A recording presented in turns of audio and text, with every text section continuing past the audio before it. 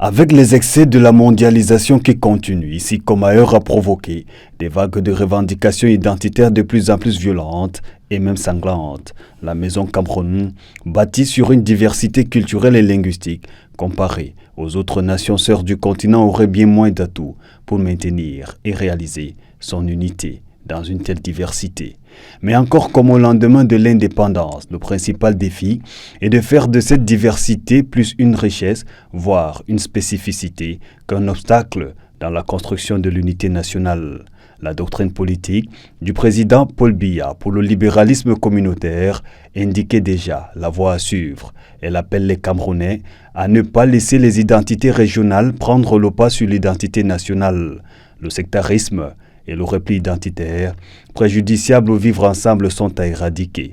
Le vivre ensemble, cet idéal fragile mais réel autour duquel le pays, riche de ses plus de 250 ethnies, établi, a fait sa marque de fabrique, doit aussi être consolidé par la promotion des valeurs d'ouverture propres à toutes les cultures positives et nationaliser les originalités culturelles du pays.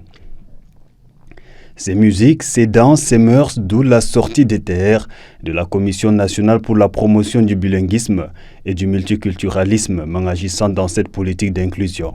S'il est important de souligner que la marche vers l'unité demeure un combat sans fin, une lutte quotidienne contre les réflexes très beaux, il est d'autant plus vrai que l'héritage colonial, le système éducatif sans oublier la diversité humaine, géographique et les multiples régions sont en apparence inconciliables. Un style de vie nouveau s'impose alors dans les lieux de formation pour une éducation qui devra exclure toute forme de discrimination. Nos églises, nos temples, nos mosquées, symboles de diversité religieuse, doivent servir de lieux sacrés d'appel à la solidarité et œuvrer pour le salut national.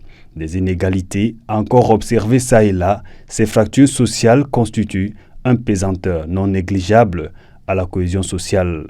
La réponse de Paul Biya, une politique de redistribution des richesses, la diversité de l'économie, afin de faire de cette diversité camerounaise un levier pour son émergence.